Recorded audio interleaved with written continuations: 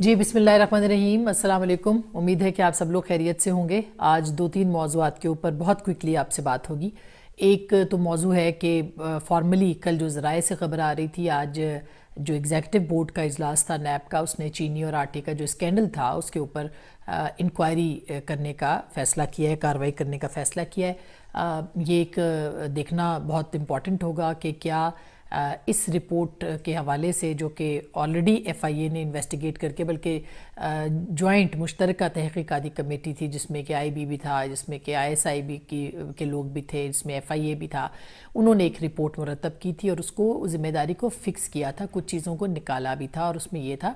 کہ سب سے زیادہ شیئر جو ہے جس کا فائدہ جو اٹھایا گیا تھا وہ جہانگیر ترین صاحب نے، اور پھر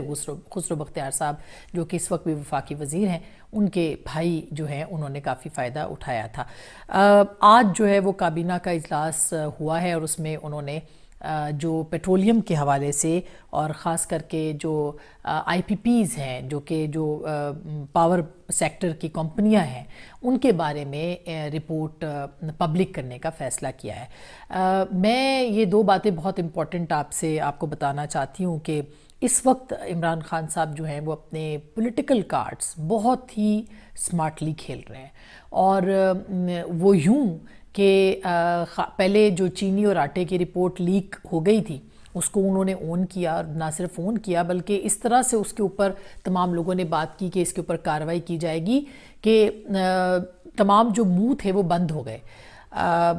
یہ بھی کہا فوراً کہ ریشفل کیا جائے گا، اور پھر آپ نے دیکھا کہ ایک وزیر کو ادھر ایک دوسرے وزیر کو ادھر لگا دیا گیا، جبکہ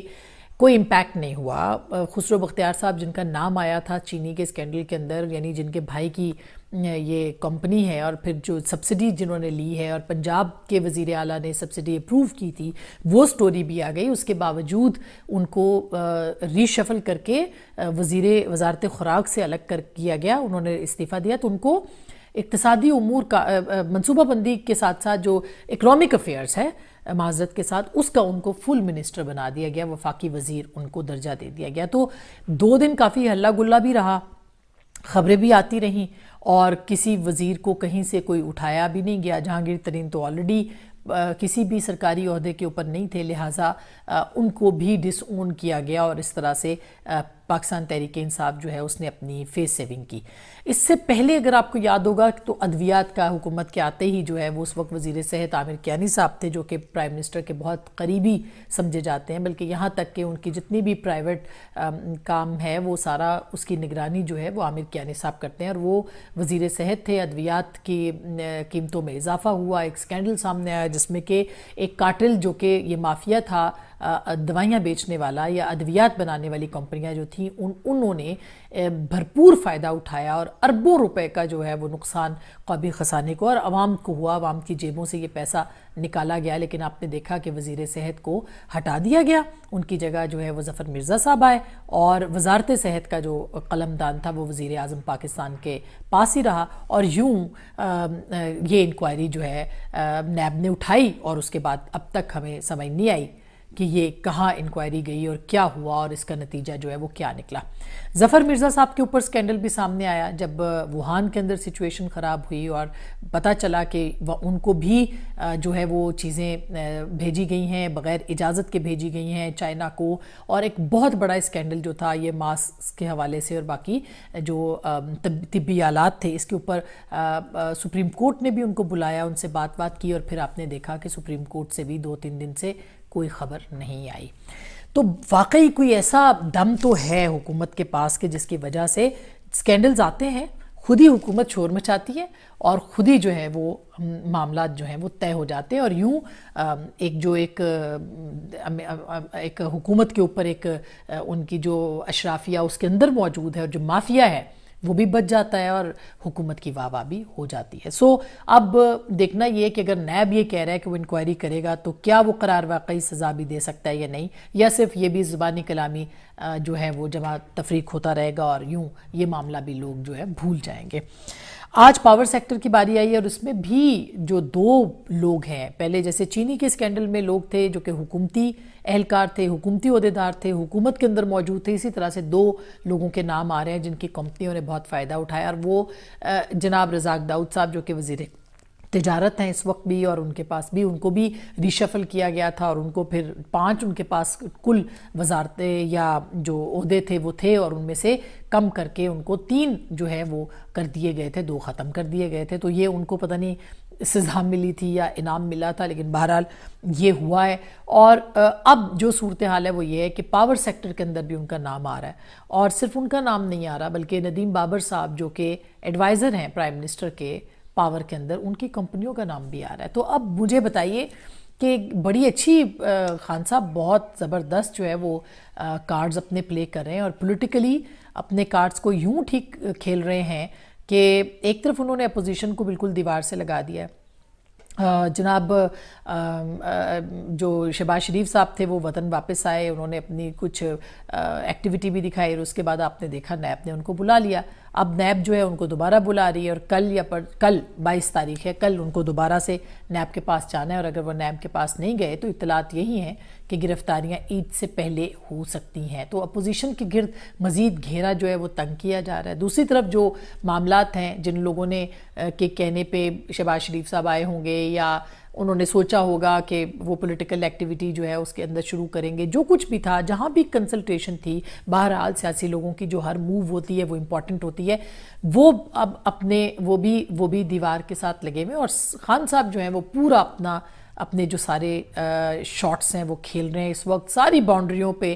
ان کی ہی جو چوکے چھکے ہیں وہ لگائے جا رہے ہیں. وہ اکیلے پلیئر ہیں جو کہ اس وقت جو ہے وہ کھیل رہے ہیں. لگتا ہے ایسے کہ میڈیا کے ساتھ بھی معاملات انہوں نے بہتر کر لیے ہیں، اور اچھی بات ہے اگر انہوں نے کیے ہیں، اس کا بھی ظاہر ہے ان کی حکومت کو کافی زیادہ فائدہ ہوگا. آج کل اب جو انٹرنیشنل سینیریو بن رہا ہے اس میں بھی عمران خان صاحب کو بہت زیادہ فائدہ ہے، لیکن کچھ نقصانات بھی ہو سکتے ہیں معاشی طور پہ. اس کو اگر وہ چیلنج کو سمجھتے ہیں اور وہ یہ سمجھتے ہیں کہ اس کو وہ ڈیل کر سکتے ہیں تو وہ پھر بہت بہتر ہوگا. لیکن جو انٹرنیشنلی امریکہ کے اندر جو تیل کی قیمتیں کریش کر گئی ہیں اور ان کی مارکیٹ ہی ساری بیٹھ گئی ہے، اور جس طرح سے وہاں پہ اتنی یعنی کوئی چونکہ گاڑیاں نہیں چل رہی، کوئی چیز نہیں چل رہی، لہٰذا تیل جو ہے وہ بڑھتا گیا اور جو طلب ہے وہ کم ہوتی چلی گئی، اور یہاں تک کہ اب اس وقت 0 کے اوپر کھڑے ہیں، اور فری میں بھی دیں تو آپ کو ساتھ میں پیسے آپ کو یعنی منفی میں جا رہا ہے کہ پیسے آپ کو جو ہے وہ دینے پڑیں گے. اس کا پاکستان کے اوپر کیا اثر پڑے گا اور کس طرح سے یہ معاملہ جو ہے وہ آگے جا سکتا ہے، یہ بہت امپورٹنٹ ہے جاننا کہ اس کے اثرات پاکستان کے جو معیشت ہے اس کے اوپر کیا پڑیں گے. اور انٹرنیشنلی کیا یہ ایک بلیک سوان ہے جو کہ کرونا کے بعد یہ دوسرا بلیک سوان ہے پے در پے جو کہ انٹرنیشنل مارکیٹ کو جو ہے جس نے ہلا دیا ہے، پاکستان کو بھی ہلا دیا ہے اس نے، لیکن جو امریکہ ہے خاص کر کے اس کے اندر اس کی اکانومی تو قدرے یعنی بالکل جسے کہنا چاہیے کہ وہ بیٹھ گئی ہے. اس حوالے سے ہم چاہ رہے ہیں کہ بات کریں، اور ہم نے کی ہے بات، اب وہ ہم آپ کو سنوائے دیتے ہیں کہ کچھ ہمارے ساتھ اس وقت جو ایس ٹی پی آئی کے سربراہ ہیں پاکستان میں جناب عابد سلیری صاحب، ڈاکٹر عابد سلیری، وہ ہمارے ساتھ موجود ہیں. ان کے ساتھ ہم اس کے اوپر مزید بات کرتے ہیں کہ وہ کیا سمجھتے ہیں کہ اس کا انٹرنیشنلی اور نیشنلی جو تیل کی قیمتیں نیچے آئی ہیں اس کا کیا اثر ہوگا. تو میں ان سے ہی پوچھے دیتی ہوں. ڈاکٹر صاحب السلام علیکم، وقت دینے کا شکریہ. میں پہلا سوال آپ سے یہ کرنا چاہتی ہوں کہ عالمی سطح کے اوپر جو تیل کی قیمتیں ہیں وہ تاریخ کی سب سے کم جو سطح ہے اس کے اوپر آ چکی ہیں. میں جاننا یہ چاہ رہی تھی کہ کیا یہ جو صورتحال ہے یہ عالمی معیشت کے لیے اور امریکی معیشت کے لیے بلیک سوان ہے، یعنی کہ کوئی ایک ایسا واقعہ ہے جو کہ انہونی تھا اور وہ ہو گئی ہے اور اس سے جو ہے وہ امریکہ کی معیشت کو نقصان پہنچے گا، یا آپ سمجھتے ہیں کہ یہ اس کی کیا وجوہات آپ کو نظر آ رہی ہیں؟ پلیز ذرا وہ بتائیے گا. دیکھیے اس وقت یو ایس آئل مارکیٹ میں جو کل ایک کریش دیکھنے کو ملا، اس کی بنیادی وجہ جو تھی وہ طلب اور رسد میں آپس میں مس میچ تھا، ڈیمانڈ اور سپلائی.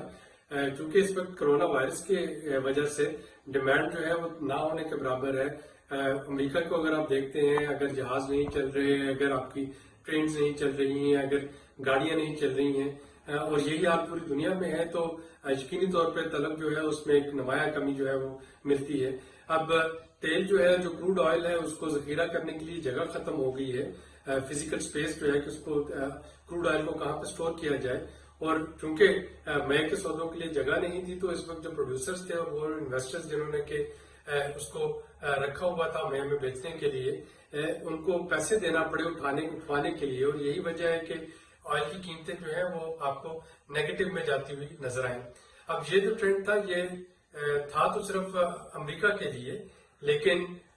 इसके जो साइड इफेक्ट्स हैं वो यकीनी तौर पे बाकी जो तेल के दो मार्केट्स हैं उसमें भी आएंगे। इस वक्त तेल के 3 इंटरनेशनल स्टैंडर्ड्स हैं। एक अमेरिका का है जिसको WTI या वेस्टर्न टेक्सास इंटरमीडिएट कहते हैं, दूसरा जो ब्रेंट नॉर्थ जो कि यूरोप का है, और तीसरा अरब लाइट। पाकिस्तान जो है वो गल्फ कंट्रीज से इंपोर्ट करता है, ये अरब लाइट मार्केट ये कहलाती है। तो अरब लाइट मार्केट और ब्रेंट नॉर्थ जो है ये उसमें कमी देखने में आई है, लेकिन उस तरह की कमी नहीं जैसे कि जो अमेरिका की अपनी तेल मार्केट के अंदर थी। मैं थोड़ा सा इसका जो रिपल इफेक्ट है वो तो होता हुआ देख रहा हूँ 1 मई से, लेकिन ये बहुत ज्यादा उसमें रिडक्शन जो है वो नहीं होगी। मैं यही पूछना चाह रही हूँ कि जो तेल की इंटरनेशनली कीमतें कम हुई हैं उससे पाकिस्तान को क्या फायदा जो है वो पहुंच सकता है, क्या फायदा पहुंच भी सकता है कि नहीं, क्योंकि ये कहा जा रहा है कि पाकिस्तान को बेतहाशा इसका फायदा होगा, तो इसका क्या फायदा जो है वो पाकिस्तान को पहुंच सकता है? इसमें अगर हम देखते हैं पाकिस्तान के लिए क्या फायदा निकलेगा, देखिए इसमें पाकिस्तान के लिए फायदा भी है, पाकिस्तान के लिए नुकसान भी है। पाकिस्तान ऑयल इंपोर्टर कंट्री है। इस वक्त तो पाकिस्तान के पास अपनी स्टोरेज कैपेसिटी जो है वो फिल हुई पड़ी है, हमारी अपनी रिफाइनरीज जो है वो चोक हो रही हैं। अगर हमारे पास स्टोरेज होती है और अगर हम इंपोर्ट करते हैं तो यकीनन ये इंपोर्ट करने के लिए इस वक्त बेस्ट टाइम होगा। अरब लाइट जो है वो जिस तरीके से उसकी कीमत में कमी आ रही है, जनवरी में $65 पर बैरल तक के तेल चला गया था, अब जो है ये $20 से कम पे मिल रहा है, तो वहां पे तो फायदा है। लेकिन उसके साथ ये भी देखिए कि जो रेमिटेंसेज आनी है गल्फ कंट्री से, जो तेल की कीमतें गिरेंगी उसी तरीके से रेमिटेंसेज जो है वो कम होती जाएंगी। और उसके अलावा अगर ये अमेरिका में तेल की कीमतें क्रैश करती हैं, अमेरिकन इकोनॉमी जो है वो सफर करती है, तो इसका मतलब यह है कि पाकिस्तान के जो मेजर एक्सपोर्ट डेस्टिनेशन है वहां पे रिसेशन जो है उसकी वजह से पाकिस्तान के एक्सपोर्ट ऑर्डर्स जो है वो कम हो रहे होंगे, खत्म हो रहे होंगे, और उसका नुकसान जो है वो भी पाकिस्तान की इकोनॉमी पे पड़ रहा होगा। तो फिर इसका तो मतलब ये हुआ कि पाकिस्तान को क्या पूरी दुनिया की मईशत ज़ाहिर बैठ गई है, तो पाकिस्तान को इसका कोई खास जो फायदा है वो नजर नहीं आता। तो क्या पाकिस्तान की जो मईशत है वो ये जो तेल की आलमी सूरत हाल है इसके ऊपर पाकिस्तान की मईशत इस ब्लैक स्वान को बर्दाश्त कर पाएगी? ये वही ग्लोबल रिसेशन है जिसकी वार्निंग जो है वो आलमी इदारों की तरफ से दी गई थी। उस ग्लोबल रिसेशन के नतीजे में हमने देखा कि अमेरिका जो है ना सिर्फ वहां पे सबसे ज्यादा इस वक्त शरह अमवात है और सबसे ज्यादा वहां पे पेंडेमिक के केसेस हैं, बल्कि इक्तिसादी तौर पे भी वो हिट हो रहा है। और ये जब अमेरिका असरअंदाज पे कोई चीज आफत आती है तो यकीनी तौर पे अमेरिका तक नहीं रहती है, वो आगे बढ़ती है। और ये एक फिनोमेना है जिसको कि अब हम सबको तैयार रहना चाहिए, एक कसाद बाजारी के लिए और एक ग्लोबल रिसेशन के लिए। अल्लाह हमें महफूज रखे, लेकिन डेफिनेटली जो आइंदा आने वाला साल है वो हमारी इकोनॉमीज के लिए काफी मुश्किल साल साबित होगा। जी बहुत बहुत शुक्रिया डॉक्टर आबिद सुलेहरी का। आप माहिराना तज्जिया सुन रहे थे कि इस वक्त सूरत हाल जो है वो किस नहज पे आएगी और किस तरह से बैठेगी, लेकिन इम्पॉर्टेंट बात यह है कि अगर मईशत इसी तरह से रही जिस तरह की सूरत हाल है और जाहिर है कि इसका नुकसान पाकिस्तान को पहुंचेगा, तो आइंदा आने वाला जो बजट है उसके अंदर पाकिस्तान को कल भी आपने खबरें सुनी कि जो टैक्स हैं वो बढ़ाने पड़ेंगे और डबल टैक्स करने पड़ेंगे जो IMF कह रही है, तो कैसे पाकिस्तान इसको बर्दाश्त कर पाएगा और क्या ये सब काम जो है वो पाकिस्तान की सिर्फ जो इमरान खान साहब की हुकूमत है वो कर पाएगी कि नहीं कर पाएगी। ये भी हम आपके पास ज़रूर बात करेंगे कि अंदरूनी खाना बहुत सारी चीज़ें और ये कौमी जो हुकूमत है उसके ऊपर भी कुछ बात हुई थी, लेकिन वो जल्द आपके पास लेके आएंगे उसके बारे में डिटेल्स। अपना बहुत ख्याल रखिएगा और अपने जो हमारा जो चैनल है उसको सब्सक्राइब कीजिए और अपना फीडबैक भी देते रहिएगा।